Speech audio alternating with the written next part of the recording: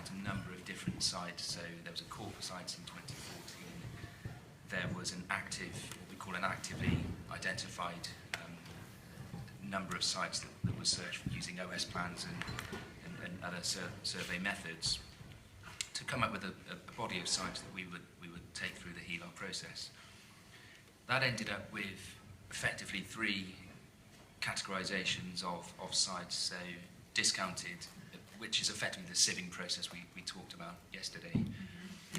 So the first part of that sieving process was to discount sites with no reasonable prospect of making it through the process, including AOMB, Flood Zone 3B and Greenbelt.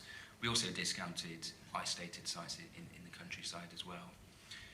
The remaining sites were subject to a more detailed site appraisal, and following that process they were either discounted or identified as potential sites. So the status of potential sites in HELAR terms is that they're considered to have some reasonable prospects that could be further considered through the plan-making process. So the potential sites were therefore carried into the SD8 residential site assessment matrix, what effectively is the sustainability appraisal. So they went on to effectively another assessment stage, taking into account the 25 or so SA criteria. Also worth noting that other sites fed into that process. So there were sites that emerged through the course of the site allocations plans and representation sites. We also did a call for sites on the joint spatial plan early in 2015 that also fed into the process. So that culminated effectively into a number of sites that were deemed to have potential for development, were taken through the SA process, and then ended up with a judgment to inform whether they should end in the site allocations plan.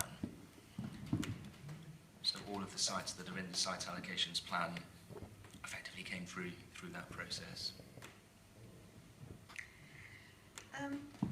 What wasn't very clear yesterday was how the assessment was made, the step from the sustainability assessment through to the actual allocation of sites in the SAP.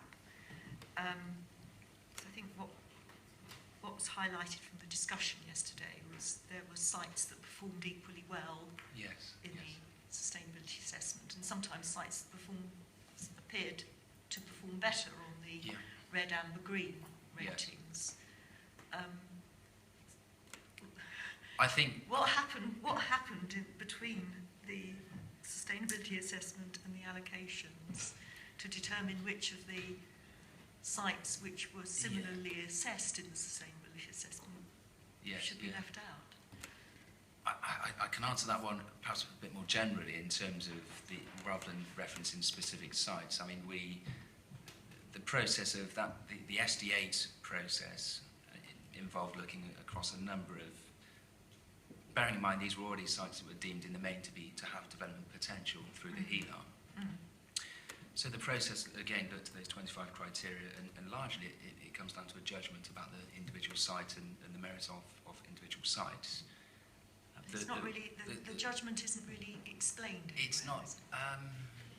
No, the sort of judgment is within the the SD8 document, the site. The residential site assessments, SD8.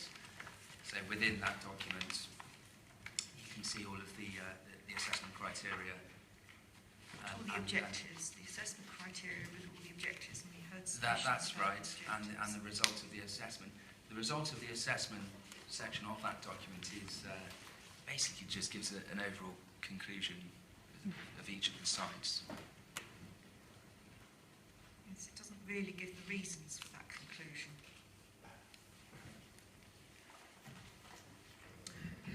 Well, in some cases it seems to give reasons. I think it's fair to say there's been a lot of each of the sites as it sort of went through the process. There was a lot of discussion on all of the sites. There wasn't a sort of comparative assessment of site X versus site Y, which would be the better one to allocate, because I think it ultimately comes down to a judgment on each site. So there was no comparative